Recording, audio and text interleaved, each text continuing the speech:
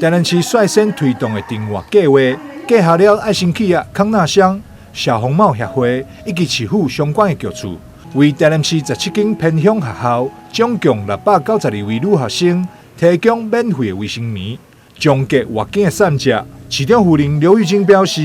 月经其实有着神圣的功能以及任务。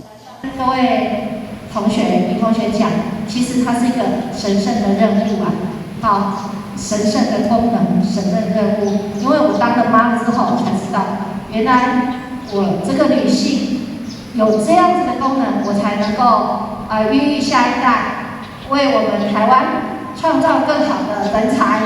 那我也要拜托我们的男同学，要爱惜我们的女同学，因为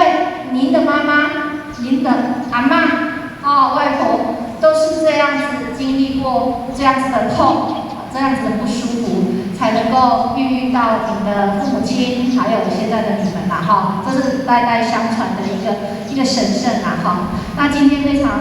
谢谢开门乡，它可以提供这样子美好的一个非常好、优质的一个产品，让我们的小朋友、我们的学生能够有这样子的计划，能够来试试看教育局长期推动校园性别平等教育以及关怀偏乡学生的政策。